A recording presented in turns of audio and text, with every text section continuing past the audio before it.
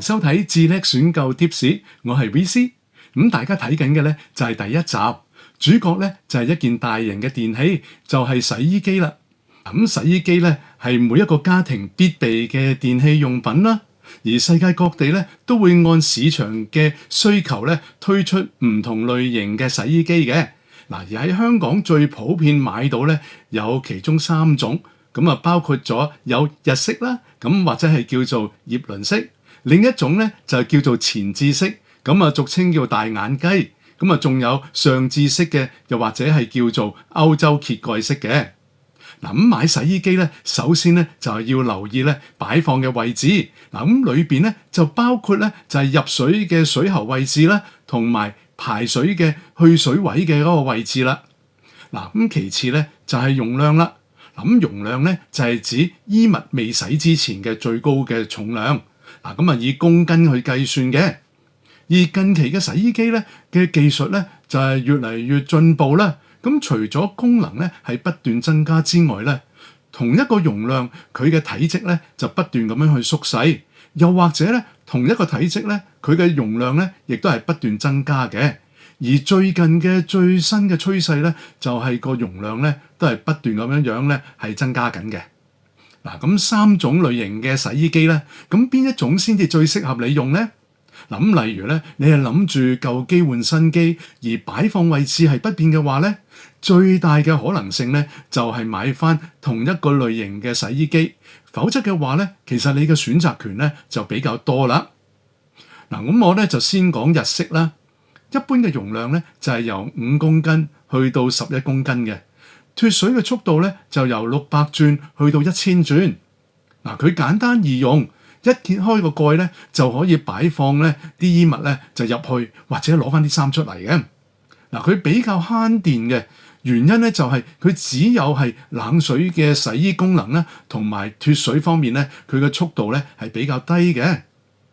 但係咧佢用水咧就比較多，水咧係要完全覆蓋到啲衣物咧，洗衣嗰個程序咧先係可以開始嘅。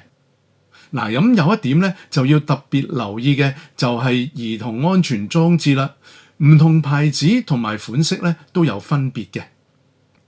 一般嘅安全裝置咧就係當你洗衫嘅時間打開咗個蓋就會停止操作，而進一步咧就會發出警告嘅聲響，再過一段時間咧就會排水噶啦。另外，日式嘅機款再細分高水位同埋低水位嘅型號。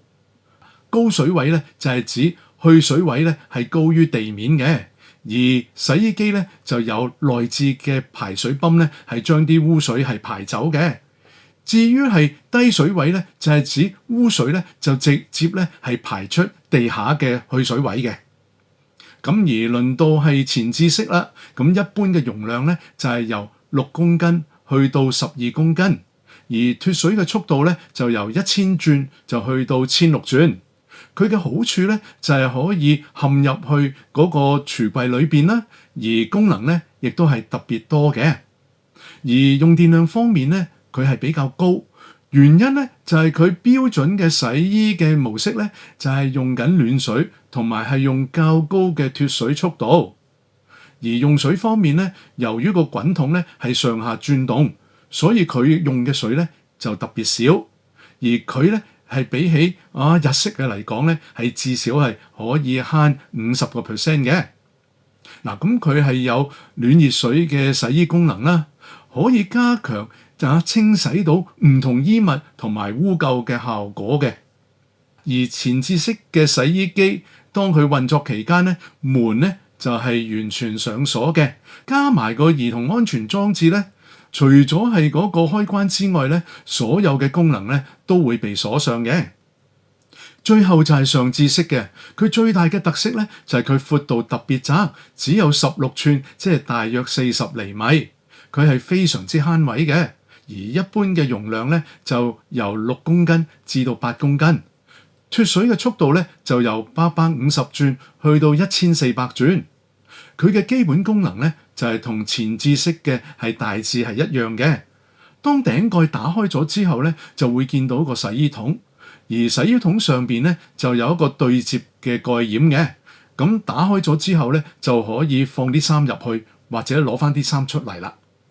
咁三種類型嘅洗衣機咧，廠家咧都會特別咧係將一啲嘅技術咧加入去唔同嘅型號嘅，例如咧就係可以調節轉速嘅變頻式嘅摩打啦，洗衣桶嘅設計啦，嗰個灑水或者係噴水嘅清洗嘅效果等等嘅。咁喺呢度咧係好難咧係作出任何嘅評語嘅。不過洗衣機咧佢本身設置咗好多嘅程序。主要咧就係將洗衣機嘅溫度啦、洗衣時間啦、過水嘅時間啦，同埋脫水嘅速度咧係做組合嘅。其中咧我經常用到嘅咧就係快速嘅洗衣嘅功能。不過每一個牌子、每一個型號咧都對於快速洗衣嘅定義咧都好唔同嘅。假如咧你都需要呢個功能咧，咁買之前就一定要查清楚啦。另外高階嘅洗衣機咧會加入蒸汽嘅護理功能，做法咧就係將熱嘅蒸汽咧加入水裏邊，加強咗佢消毒同埋殺菌。而有部分嘅機種咧更加係可以做到咧蒸汽乾洗嘅效果嘅。今集咧我有一個特別嘅 tips 送俾大家，就係咧當你擺放同埋預算係容許之下嘅，我就會建議你咧盡量選擇大容量嘅洗衣機啦，咁例如係8公斤以上啦。咁點解呢？喂，我2個人住嘅啫噃，甚至乎係1個人住，要洗嘅衫又唔多，仲可以分機去洗。咦，啱啊！咁但係咧，大家可能忘記咗咧，就係床上用品都經常要洗嘅。嗱，我講緊嘅咧就係床單被袋枕頭袋等等嘅。嗱，咁假如咧你用緊嘅係雙人床，一個被袋咧就已經係等於2張嘅雙人床單啦。喂，試諗下，當你放入去一架咁細容量嘅洗衣機，邊有足夠嘅空間係洗得乾淨呢？而洗完之後咧，仲要攞出嚟晾乾喎。咁所以大家咧有冇考慮咧去加入一部乾衣機，或者直接換一部洗衣乾衣機呢？嗱，咁呢個話題咧就留翻下一集咧就同大家傾下啦。最後我會送俾大家一個購買洗衣機嘅錦囊。